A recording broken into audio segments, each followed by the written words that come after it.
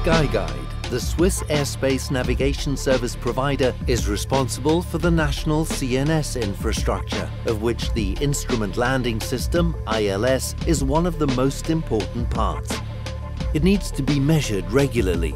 This is predominantly done with flight checks, but those are expensive and also create scheduling problems and nighttime noise.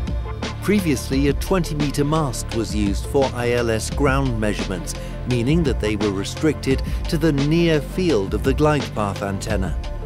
The results have not been very satisfying and are not really comparable to flight checks. Far-field measurements at 1 or 2 kilometers distance could provide much better data, but for that the mast is too low.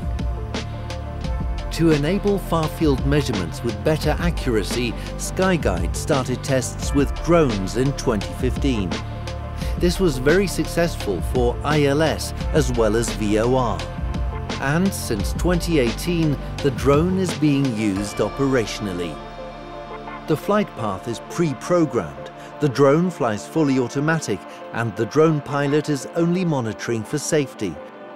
The measurements in the far field show an excellent correlation with flight check aircraft measurements.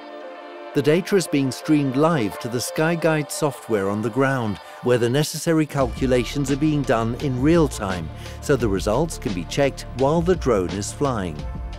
The Skyguide CNS drone has many substantial benefits. Importantly, it can reduce the expensive flight check aircraft hours by more than 50%. The drone delivers real-time live results and reduces CO2 emissions and noise, all while keeping air traffic disturbance to a minimum. The Skyguide CNS drone is in operational use for more than 5 years. By being the first to utilize drone technology operationally, Skyguide is leading the CNS measurement revolution, with live demonstrations and attention from customers across the globe.